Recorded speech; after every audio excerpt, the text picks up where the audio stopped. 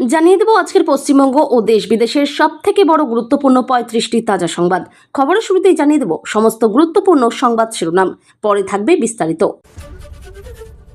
১০০ দিনের কাজ শুরুর নির্দেশ, ঘাটাল মাস্টার প্ল্যান নিয়েও সিদ্ধান্ত, সচিবদের সঙ্গে বৈঠকে আর কি বার্তা দিলেন মুখ্যমন্ত্রী? অভিষেকের বাড়িতে পুলিশ, শান্তিনিকেতন থেকে বার করে নিয়ে গেল একটি মনিটর, কেন অভিযান তা এখনো স্পষ্ট নয়। রাজ্যে ৯১ জন তৃণমূল কাউন্সিলরের পদত্যাগ, তাসের ঘরের মতো ভেঙে পড়ল টিএমসি। ঈদে রাস্তায় নামাজ কুরবানি নয়, কড়া নির্দেশ যোগীর। ১৪ বছর হাওড়ায় বাস, ভোটদানও করেছেন, ৪ সন্তান সমেত জগাছা থেকে গ্রেপ্তার বাংলাদেশি দম্পতি। আমরা আশ্বস্ত, মুখ্যমন্ত্রীর সঙ্গে দেখা করে জানালেন চাকরিহারা শিক্ষকরা। প্রবল বিক্ষোভের মুখে তৃণমূল বিধায়ক কুণাল ঘোষ, উঠল জয় শ্রীরাম স্লোগান, উত্তেজনা বেলেঘাটায়। হারের পর বিচার পেতে কোর্টে যেতে চান তৃণমূল নেতৃত্ব, তবে অনেক পরাজিত প্রার্থী আইনি লড়াই থেকে পালিয়ে যাচ্ছেন। নামে হোল্ডিং সেন্টার, আদতে ডিটেনশন সেন্টার, বিজেপিকে নিশানা তৃণমূলের। হোল্ডিং সেন্টার তৈরির ২৪ ঘন্টার মধ্যেই একে একে ধরে ঢোকানো শুরু হলো অনুপ্রবেশকারীদের। আরও কড়া যাচাই প্রক্রিয়া, ভেরিফিকেশনে এই ভুল ধরা পড়লেই নাম বাদ অন্নপূর্ণা ভাণ্ডারে। কুণাল ঘোষকে ঘিরে বিক্ষোভ, চোর স্লোগান, উত্তাল বেলেঘাটা। পরপর পুরসভায় কাউন্সিলরদের ইস্তফা, তড়িঘড়ি কালীঘাটে বৈঠক মমতার, কি বললেন তৃণমূল নেত্রী? সিআরপিএফ এর সামনেই মহিলাকে সপাটে চড়, নিউ টাউন থানার পুলিশ আধিকারিকের। আমি মমতা দুজনেই সর্বহারা, মমতার টিমের পরিণতি কি? শুভেন্দু সাক্ষাতের পর লিখলেন আরজি করে নির্যাতিতার মা। ৭ বছর ধরে বাড়ি ফিরতে পারেননি ফলতার সিপিআইএম প্রার্থী শম্ভু, পালা বদলের পর পেলেন ৪০,০০০ ভোট। কেন্দ্রের বড় প্রকল্প এবার বাংলায়, প্রতি মাসে মিলবে ১৫,০০০ টাকা, কারা আবেদন করতে পারবেন? জীবন কৃষ্ণের পর এবার শান্তনু, ইডির হাত থেকে বাঁচতে দুটি মোবাইল গায়েব করলেন ধৃত পুলিশ কর্তা। হারের পর বিপাকে টিএমসি নেতারা, ফেরত দিতে হচ্ছে কাটমানির টাকা, কত ঘুষ নিয়েছিলেন? অর্জুন সিংয়ের সঙ্গে বচসা থেকে উত্থান, মন্দারমণিতে পাকড়াও কাঁচরাপাড়ার তৃণমূল নেতা বনি। পুলিশকে গুলি করা ডনকে অন্তর্বাসে পড়িয়ে প্যারেড, হাওড়ার রাজপথে বিরল দৃশ্য। তৃণমূলের আমলের কোন প্রকল্প চলবে, কোনটা বন্ধ হবে, সচিবদের কাছে রিপোর্ট চাইলেন মুখ্যমন্ত্রী, বেঁধে দিলেন সময়সীমা। রাজ্যের নতুন সিও হলেন আইএএস অফিসার নীলম মিনা, বিদায় নিলেন মনোজ আগরওয়াল। ঈদের অনুষ্ঠান থেকে সনাতন ধর্মকে গন্দা ধর্ম, নোংরা ধর্ম বলার অভিযোগ, মমতার বিরুদ্ধে দায়ের এফআইআর। এবার রেহাই পেল না খুদে পড়ুয়াদের পোশাকও, স্কুল ইউনিফর্মে কোটি কোটির দুর্নীতি, নবান্নে বস্ত্র ও অর্থ দপ্তরকে তীব্র ভৎসনা শুভেন্দুর। উত্তরবঙ্গের কোন জেলায় এইমস হবে, কাজ শুরু করল বিজেপি সরকার। অভিযোগের পাহাড়, চুঁচুড়ায় তৃণমূলের প্রাক্তন বিধায়কের ঘনিষ্ঠ ২ যুবককে গ্রেপ্তার করল পুলিশ। চাইলে যেতে পারেন, কালীঘাটের বৈঠকে কাউন্সিলরদের বার্তা মমতার, কাকলির বদলে দায়িত্বে তাপস। সোনাপাপ্পুদের খপ্পরে জমি খুইয়ে এখন ভাড়ায় থাকি, জনতার দরবারে মুখ্যমন্ত্রীকে নালিশ ভবানীপুরের বৃদ্ধের। ভুয়ো নার্সিংহোমে স্বাস্থ্যসাথীর ৩০০ কোটি লুট, মাদক মাফিয়াদের কারচুপি ফাঁস মালদহে। তৃণমূল নেতা পেতেন লক্ষ্মীর ভাণ্ডার, বেঞ্জির দুর্নীতি নিয়ে চন্দ্রকোনায় সরব বিজেপি। একটাকেও ছাড়ব না, এদের আসল জায়গা জেল, নন্দীগ্রামে দাঁড়িয়ে হুঙ্কার শুভেন্দু অধিকারীর। টাকার বিনিময়ে শুভেন্দু দিলীপদের নিয়ে কুরুচিকর ভিডিও তৈরি, গ্রেপ্তার নিউ টাউনের বাসিন্দা। মালদহে চালু হয়ে গেল হোল্ডিং সেন্টার, রাখা হয়েছে ৯ সন্দেহভাজন বাংলাদেশিকে, সরকারি নির্দেশের পরই শুরু 3D অ্যাকশন। দ্বিগুণ বেকার ভাতা, আগামী ১ জুন থেকেই অ্যাকাউন্টে টাকা পাঠানোর ঘোষণা রাজ্য সরকারের। এতক্ষণ শুনছিলেন সংবাদ শিরোনাম, এখন আসছি বিস্তারিত খবরে। সোমবার নবান্ন সভাঘরে রাজ্যের ৩৪টি দপ্তরের সচিবদের নিয়ে গুরুত্বপূর্ণ বৈঠক করেন শুভেন্দু অধিকারী। সেই বৈঠকে মুখ্যমন্ত্রী ঘোষণা করেন, এবার থেকে প্রতি মাসে নিয়মিতভাবে সব দপ্তরের সচিবদের সঙ্গে সমন্বয় বৈঠক করবেন তিনি। রাজ্যের প্রশাসনিক কাজের গতি বাড়াতে এবং বিভিন্ন দপ্তরের মধ্যে সমন্বয় আরও মজবুত করতে উদ্যোগ মুখ্যমন্ত্রী শুভেন্দু অধিকারী। সোমবার নবান্ন সভাঘরে রাজ্যের ৩৪টি দপ্তরের সচিবদের নিয়ে গুরুত্বপূর্ণ বৈঠক করেন তিনি। সেই বৈঠকে মুখ্যমন্ত্রী নির্দেশ দেন ১০০ দিনের কাজ চালু করে দিতে হবে। নবান্নে প্রশাসনিক বৈঠকে মুখ্যমন্ত্রী জানিয়ে দিয়েছেন, দক্ষিণ ২৪ পরগনা ও মুর্শিদাবাদ জেলায় আপাতত এই প্রকল্প শুরু করা হবে না। তবে এই দুই জেলা বাদে রাজ্যের বাকি সমস্ত জেলায় দ্রুত গ্রামীণ কর্মসংস্থান প্রকল্প চালুর জন্য সংশ্লিষ্ট দপ্তরের আধিকারিকদের নির্দেশ দেওয়া হয়েছে। নবান্ন সূত্রে খবর, পূর্ববর্তী তৃণমূল কংগ্রেস সরকারের আমলে 100 দিনের কাজ প্রকল্পে সবচেয়ে বেশি দুর্নীতির অভিযোগ উঠেছিল মূলত দক্ষিণ 24 পরগনা ও মুর্শিদাবাদ জেলায়। অভিযোগ ছিল ভুয়ো জব কার্ড তৈরি, কাজ না করেই টাকা তোলা এবং কোটি কোটি টাকা আত্মসাতের মতো অনিয়ম হয়েছে ওই দুই জেলায়।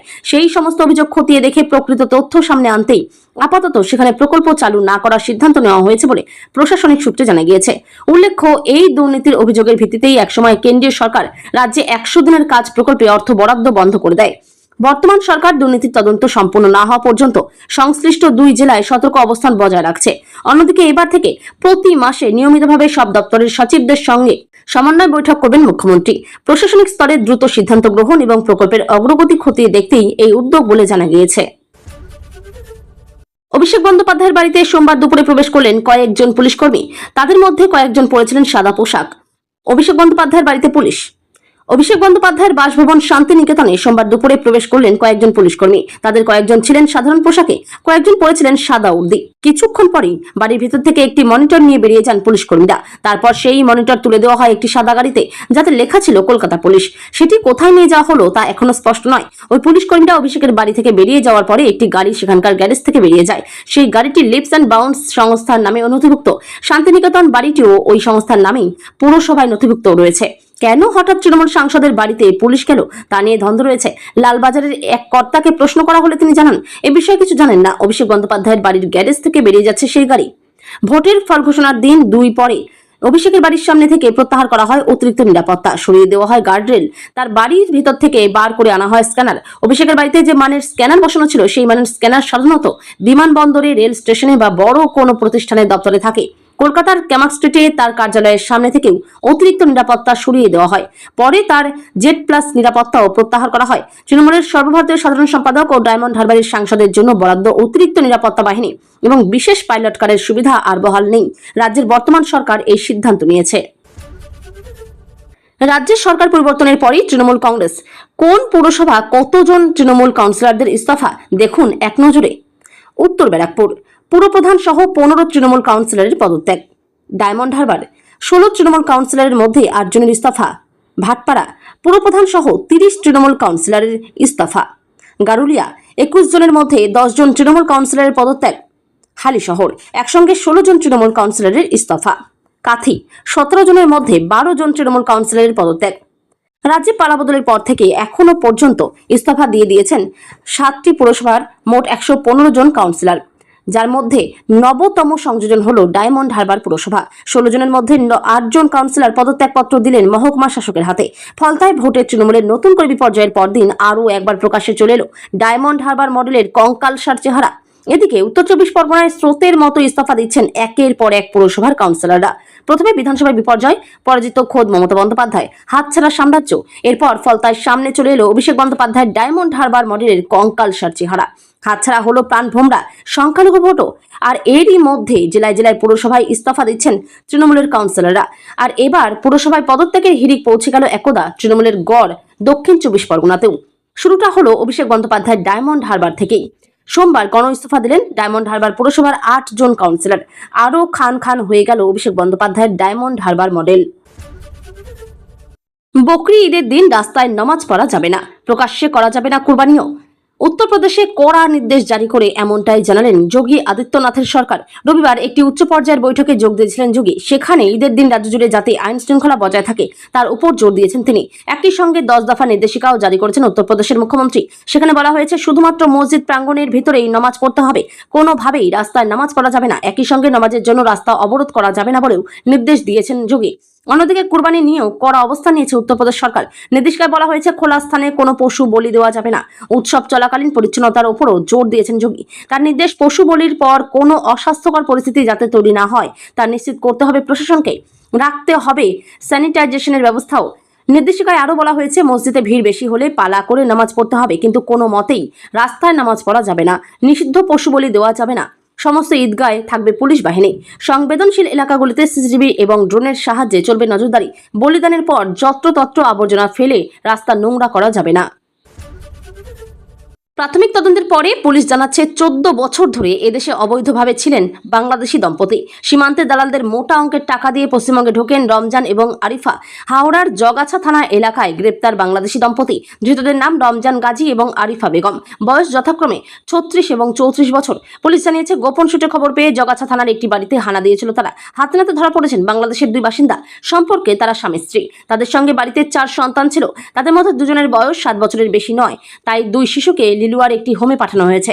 বাকি দুজনকে তাদের মায়ের সঙ্গে আটক করা হয়েছে। প্রাথমিক তদন্তের পরে পুলিশ জানাচ্ছে, 14 বছর ধরে এদেশে অবৈধভাবে ছিলেন বাংলাদেশি দম্পতি। সীমান্তে দালালদের মোটা অঙ্কের টাকা দিয়ে পশ্চিমবঙ্গে ঢোকেন রমজান এবং আরিফা। তখন থেকেই হাওড়ার জগাছা এলাকার থানার উনসানি মাঝের পাড়া এলাকায় তাদের বসবাস। রমজান স্থানীয় বাজারে ডাব, তাল ইত্যাদি বিক্রি করে সংসার চালাতেন। 2014 সাল নাগাদ নকল কাগজপত্র দেখিয়ে রেশন কার্ড, ভোটার কার্ড, আধার কার্ড, প্যান কার্ড, পাসপোর্ট ইত্যাদি বানিয়েছিলেন তারা। এমনকি গত লোকসভা নির্বাচনে ভোটদানও করেছেন ওই দম্পতি। এসআইআর প্রক্রিয়ার নাম বাদ যায় রমজান এবং আরিফার, তাই এবারের বিধানসভা ভোট দেওয়া হয়নি। শনিবার রাতে জগাছা থানার পুলিশ অনুপ্রবেশের অভিযোগে দম্পতিকে গ্রেপ্তার করেছে। পুলিশ সূত্রে খবর, ধৃতদের বিরুদ্ধে ইমিগ্রেশন অ্যান্ড ফরেনার্স অ্যাক্টে মামলা দায়ের করেছে। মানুষের জন্য চালু করবেন জনতার দরবার। সেখানে মানুষের অভাব, অভিযোগ, সমস্যার কথা শুনবেন। মুখ্যমন্ত্রী হয়েই সেই কথা রেখেছেন শুভেন্দু অধিকারী। আজ সোমবার সল্টলেকের বিজেপি অফিসে বসেছিল দ্বিতীয় জনতার দরবার। এদিন মুখ্যমন্ত্রীর সঙ্গে দেখা করেছেন বঞ্চিত চাকরিহারা শিক্ষকদের মোট 35টি সংগঠন। মুখ্যমন্ত্রীর কাছে নিজেদের দাবি তুলে ধরেছেন তারা। মুখ্যমন্ত্রীর সঙ্গে কথা বলে বেরিয়ে তারা জানিয়েছেন আশ্বস্ত হয়েছেন, এবার সব ভালো হবে সেই আশা করছেন। তাদের দাবি, আগের মুখ্যমন্ত্রীর সঙ্গে বারবার দেখা করতে চেয়েছেন তারা, নিজেদের সমস্যার কথা বলতে চেয়েছেন, কিন্তু মুখ্যমন্ত্রী তো দূর, কোনো আমলাদের কাছেও পৌঁছতে পারেননি তারা। কিন্তু নতুন মুখ্যমন্ত্রী তাদের সমস্যা শুনেছেন, কথা বলেছেন। তিনি বলেছেন, কিছু আইনি প্রক্রিয়া রয়েছে, সেই নিয়ে আলোচনা করা হবে। সব দিক দেখে সমস্যা সমাধানের আশ্বাস দিয়েছেন মুখ্যমন্ত্রী। চাকরি প্রার্থীরা বলেছেন, আন্দোলনের সময় তাদের পাশে সবসময় ছিলেন শুভেন্দু অধিকারী। তাদের আশা, সমস্ত সমস্যার সমাধান করবেন মুখ্যমন্ত্রী শুভেন্দু অধিকারী। 2026 সালের প্যানেল বাতিল হওয়ায় 26,000 বঞ্চিত চাকরি প্রার্থী মুখ্যমন্ত্রীর কাছে দরবার করেন। যোগ্যতার ভিত্তিতে চাকরি ফেরানোর দাবিতে জনতার দরবারে উপস্থিত ছিলেন চাকরি হারাদের বেশ কয়েকটি সংগঠন। এদিন তারা সকলেই আশ্বস্ত হয়েছেন। এতদিন ধরে তারা নিজেদের সমস্যার কথা সরকারের কাছে তুলে ধরতে চেয়েছিলেন। বিগত সরকারের আমলে সেই সুযোগ মেলেনি, কিন্তু রাজ্যে পালা বদলের পরে সেটা সম্ভব হয়েছে। নিজেদের কথা পৌঁছে দিতে পেরেছেন মুখ্যমন্ত্রীর কাছে। নিজেদের সমস্যার সমাধান হবে বলেও আশাও করছেন তারা। ঘরের বদলে ঘরের প্রতিশ্রুতি দেওয়া হয়েছিল, সময়সীমা পেরিয়েছে, কিন্তু মেলেনি সরকারি ঘর। কাউন্সিলরদের সঙ্গে যোগাযোগের চেষ্টা করা হলেও লাভ হয়নি। তার পরিপ্রেক্ষিতেই রবিবার রাতে তৃণমূল বিধায়ক কুণাল ঘোষকে ঘিরে বিক্ষোভে ফেটে পড়লেন উত্তেজিত জনতা। দীর্ঘক্ষণ ধরে বেলেঘাটার 28 নম্বর ওয়ার্ডের কার্যালয়ে আটকে কুণাল। ঘটনাস্থলে পুলিশ ও কেন্দ্রীয় বাহিনী। তার বক্তব্য, এই বিষয়টা KMD এর আওতাধীন। আমি অভিযোগ পেয়ে ইঞ্জিনিয়ারদের সঙ্গে কথা বলেছি, তারা আসবেন বলে কথা দিয়েছেন। জানা গিয়েছে, বেলেঘাটায় ভগ্নপ্রায় আবাসনের পরিবর্তে সেখানকার বাসিন্দাদের নতুন ঘর দেওয়ার প্রতিশ্রুতি দেওয়া হয়েছিল 28 নম্বর ওয়ার্ডের কাউন্সিলর অয়ন চক্রবর্তীর তরফে। কয়েকটি পরিবার ঘরের চাবি পেয়েছেন, বাকিদের জানুয়ারিতে ঘর দেওয়ার প্রতিশ্রুতি দেওয়া হয়েছিল বলে দাবি। পরবর্তীতে বলা হয়, ভোট মিটলে ঘর মিলবে, কিন্তু তা মেলেনি বলেই দাবি স্থানীয়দের। তাদের অভিযোগ, একাধিকবার কাউন্সিলরের সঙ্গে যোগাযোগ করলেও লাভ হয়নি। রবিবার এলাকার পার্টি অফিসে বিধায়ককে দেখা মাত্রই ক্ষোভে ফেটে পড়েন স্থানীয়রা। বাড়ি দাবিতে কার্যালয়ের ভেতরে ঢুকে কুণাল ঘোষকে ঘিরে ধরেন তারা। একাংশ বাইরে জমায়েত করে, ওঠে জয় শ্রীরাম স্লোগান। ঘটনাস্থলে পৌঁছায় পুলিশ ও কেন্দ্রীয় বাহিনী, কিন্তু শেষ পাওয়া খবর অনুযায়ী এখনও কার্যালয়ে আটকে কুণাল। ক্রমশ বাড়ছে উত্তেজনার পারদ। এই প্রসঙ্গে কুণাল ঘোষ বলেন, এটা KMD এর প্রজেক্ট। ঘরের পরিবর্তে ঘর দেওয়ার কথা ছিল শুনছি। 2টি টাওয়ার ইতিমধ্যে হয়েছে। কিছু লোক ঘরে ঢুকে গিয়েছে, কিছুটা বিলম্ব হয়েছে, এখনও কিছু কাজ বাকি। ওনারা ওনাদের দাবি জানাচ্ছেন, কেউ স্লোগান তুলছেন, ওটা গণতান্ত্রিক অধিকার। তবে এখানে তো আমার কিছু করার নেই। আমি ইতিমধ্যেই KMD এর ইঞ্জিনিয়ারদের সঙ্গে যোগাযোগ করেছি, ওরা আগামীকাল আসবে বলে জানিয়েছে। এ প্রসঙ্গে অভিযুক্ত কাউন্সিলর অয়ন চক্রবর্তী বলেন, KMD বাড়ি করছে, কিছু লোক ফ্ল্যাট পেয়েছে, বাকিটা জুনের মধ্যে তৈরি হওয়ার কথা। ওনারা এখন অশান্তি করলে আমরা কি করতে পারি? কাজের সময়টা তো দিতে হবে। তৃণমূল সূত্রে খবর, এখনো পর্যন্ত সব দিক বিবেচনা করে দেখা যাচ্ছে 50টির বেশি আসন নিয়ে নির্বাচনী পিটিশন দাখিল করার মতো রসদ জোগাড় করা গিয়েছে, কিন্তু বেশ কয়েকটি কেন্দ্রের ক্ষেত্রে আসল জায়গাতেই ফাঁক থেকে যাচ্ছে। রাজি হচ্ছেন না প্রার্থীরাই। বিধানসভা ভোটে বিজেপির জয়কে আনুষ্ঠানিকভাবে স্বীকার করেন তৃণমূলের সর্বময় নেত্রী মমতা বন্দ্যোপাধ্যায়। গণনা কেন্দ্রে লুটের কথা তিনি প্রথম বলেছিলেন ফল ঘোষণার পরের দিন। অভিযোগ করেছিলেন, অন্তত 150টি আসনে তৃণমূলকে জোর করে হারিয়ে দেওয়া হয়েছে। রবিবার ফেসবুক লাইভেও মমতা ইঙ্গিত দিয়েছিলেন তার দল মামলার পথে যাবে। সেই মামলার প্রস্তুতি শুরু করেছেন তৃণমূলের আইনজীবী সাংসদ কল্যাণ বন্দ্যোপাধ্যায়। কিন্তু তৃণমূলের বিড়ম্বনা বাড়িয়ে দিচ্ছেন অনেক পরাজিত প্রার্থী। নির্বাচনী পিটিশন দায়ের করার প্রক্রিয়ার মধ্যে তারা জড়াতেই চাইছেন না। অর্থাৎ তৃণমূল ঘুরে দাঁড়াতে আইনের রাস্তায় হাঁটতে চাইলেও সেই লড়াই থেকে কার্যত পালিয়ে যাচ্ছেন অনেকে। তৃণমূল সূত্রে খবর, এখনো পর্যন্ত সব দিক বিবেচনা করে দেখা যাচ্ছে 50টির বেশি আসন নিয়ে নির্বাচনী পিটিশন দাখিল করার মতো রসদ জোগাড় করা গিয়েছে, কিন্তু বেশ কয়েকটি কেন্দ্রের ক্ষেত্রে আসল জায়গাতেই ফাঁক থেকে যাচ্ছে। যেমন কল্যাণ সরাসরি অভিযোগ করেছেন প্রাক্তন পরিবহন মন্ত্রী তথা জাঙ্গিপাড়ার পরাজিত তৃণমূল প্রার্থী স্নেহাশিস চক্রবর্তীকে নির্বাচনী পিটিশন দায়ের করার কথা বলা হয়েছিল, কিন্তু তিনি রাজি হননি। কল্যাণ শ্রীরামপুরের সাংসদ, তার লোকসভা কেন্দ্রের মধ্যেই পড়ে জাঙ্গিপাড়া বিধানসভা। স্নেহাশিসের বিরুদ্ধে ক্ষোভ উগরে দিয়ে কল্যাণ বলেন, আমার জুনিয়র স্নেহাশিসকে ফোন করেছিলেন, কিন্তু তিনি রাজনীতি থেকে সরে যাওয়ার কথা বলেছেন। তার আরও বক্তব্য, 2011 সালের আগে তো জাঙ্গিপাড়ায় কেউ ঢুকতে পারতো না। আমি 2009 সালে জেতার পর 2011 সালে জিতলো, 15 বছর ধরে ভোগ করলো, আর এখন পালিয়ে যাচ্ছে। লোকসভায় তৃণমূলের সংসদীয় দলের মুখ্য সচেতক কল্যাণের আরও বক্তব্য, যারা বেশি ভোগ করেছে তারাই এখন সরে যাচ্ছে। মুখ্যমন্ত্রী ও ওর প্রশাসন মুখে একে যতই ভালো নামে হোল্ডিং সেন্টার বলুক না কেন, এটা ডিটেনশন সেন্টার ছাড়া আর কিছুই নয়। সোমবার তৃণমূল ভবন থেকে সাংবাদিক বৈঠক করে হোল্ডিং সেন্টার নিয়ে রাজ্যের ডবল ইঞ্জিন সরকারকে নিশানা করল তৃণমূল। তৃণমূলের বিধায়ক কুণাল ঘোষ ও রাজ্যসভার সাংসদ বাবুল সুপ্রিয় লালগোলা ও মালদহের ঘটনার তীব্র বিরোধিতা করেন তারা। একই সঙ্গে যোগীরাজ্যের কায়দায় বাংলায় বুলডোজার নীতি চলবে না বলে জানান কুণাল বাবুল। এদিন সাংবাদিক বৈঠকে কুণাল ঘোষ বলেন, মুখ্যমন্ত্রী ও ওর প্রশাসন মুখে একে যতই ভালো নামে হোল্ডিং সেন্টার বলুক না কেন, এটা আদতে ডিটেনশন সেন্টার ছাড়া আর কিছুই নয়। অসমের পরে বা বাংলাতেও এরা এই বিভেদের রাজনীতি আমদানি করছে। আমরা প্রথম থেকে এই ধরনের অমানবিক ও বেআইনি ডিটেনশন সেন্টারের তীব্র বিরোধিতা করে আসছি এবং আগামী দিনেও করব। তৃণমূলের কথায়, কোনো ব্যক্তি বেআইনিভাবে সীমান্ত পেরিয়ে যদি সত্যিই কেউ বাংলাদেশ থেকে ভারতের মাটিতে ঢুকে থাকেন, তার দায় সম্পূর্ণ কেন্দ্রীয় সরকারের এবং সীমান্ত পাহারার দায়িত্বে থাকা বিএসএফ এর। কুণালের মতে, যদি কেউ বেআইনিভাবে অনুপ্রবেশ করে তবে তাকে দেশের আইন মেনে পুশব্যাক করার একটি সুনির্দিষ্ট ও দীর্ঘমেয়াদী আইনি প্রক্রিয়া রয়েছে। আইন অনুযায়ী অনুপ্রবেশকারীকে প্রথমে গ্রেপ্তার করে আদালতে পেশ করতে হয়। আদালত সব নথি দেখে সিদ্ধান্ত নেবে, সংশোধনাগারে পাঠাতে হবে এবং দু দেশের কূটনৈতিক আলোচনার মাধ্যমে জেল থেকে নির্দিষ্ট আইন মেনে পুশব্যাক করতে হবে। এটাই নিয়ম। রাজ্যে বিজেপি সরকার যেভাবে আদালতের ট্রায়াল ছাড়াই তড়িঘড়ি এই হোল্ডিং সেন্টারের মানুষকে পুড়ছে, তা নিয়ে বড়সড় চক্রান্তের অভিযোগ তৃণমূলের। কুণাল ঘোষ বলেন, এই মুহূর্তে বাংলায় বহু মানুষের ভোটাধিকার ও নাগরিকত্ব রাজনৈতিক উদ্দেশ্যে স্থগিত বা হোল্ড করে রেখে দেওয়া হয়েছে। ফলে তীব্র রাজনৈতিক প্রতিহিংসার আশ্রয় নিয়ে খোদ এদেশেরই কোনো বৈধ নাগরিককে বাংলাদেশি তকমা দিয়ে ওই হোল্ডিং সেন্টারে ফেলে হেনস্থা করা হচ্ছে কিনা তা কে সুনিশ্চিত করবে? তাড়াহুড়ো করে এই বেআইনি প্রক্রিয়ায় বড় ভুল হচ্ছে এবং বহু নিরীহ মানুষ হেনস্থার শিকার হচ্ছেন। শুরু হলো 3D formula, detect delete deport. নবান্নের নির্দেশিকার পরই জেলায় জেলায় তৈরি হয়েছে হোল্ডিং সেন্টার। মুর্শিদাবাদের হোল্ডিং সেন্টারে 3 অনুপ্রবেশকারী। লালগোলার পদ্মা ভবনে তৈরি এই হোল্ডিং সেন্টারে রাখা হয়েছে এই 3 জনকে। পদ্মা ভবন আসলে এলাকার মৎস্য ব্যবসায়ীদের থাকা খাওয়ার জন্য তৈরি করা হয়েছিল। ওই ভবনের একতলায় মৎস্যজীবীরা থাকেন, দ্বিতীয় তলাটি একটি ব্যাংকে ভাড়া দেওয়া রয়েছে। 3 তলা হোল্ডিং সেন্টার হিসেবে ব্যবহার করা হয়েছে। ইতিমধ্যেই 3 জন অনুপ্রবেশকারীকে রাখা হয়েছে বলে সূত্রের খবর। ভবনের বাইরে থেকে দেখা যায় 3 তলার ঘরে আলো পাখা সবই জ্বলছে। TV9 বাংলার প্রতিনিধি যখন ভবনের বাইরে, তখনই একজন অনুপ্রবেশকারীদের খাবার দিতে ঢুকছিলেন ওই ভবনে। তাকে প্রশ্ন করা হলে তিনি সরাসরি বলেন, এখানে ওই যাদের বাড়ি বাংলাদেশে তাদের রাখা হয়েছে। আমাকে বিডিও অফিস থেকে বলা হয়েছে দুবেলা খাবার দিতে। তিনি হোম সার্ভিস চালান, তবে ঠিক কতদিন খাবার দিতে হবে সে ব্যাপারে তাকে স্পষ্ট করে কিছু বলা হয়নি।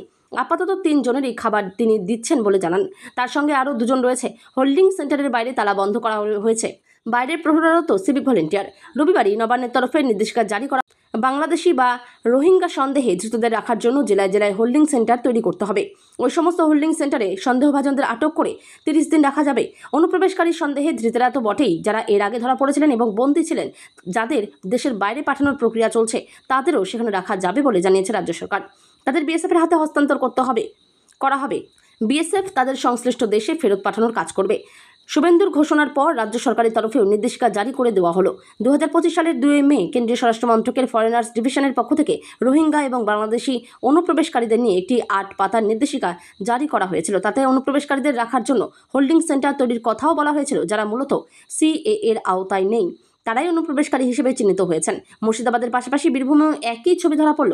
সেখানেও কিষাণ মান্ডিতে হোল্ডিং সেন্টারের ব্যবস্থা করা হয়েছে।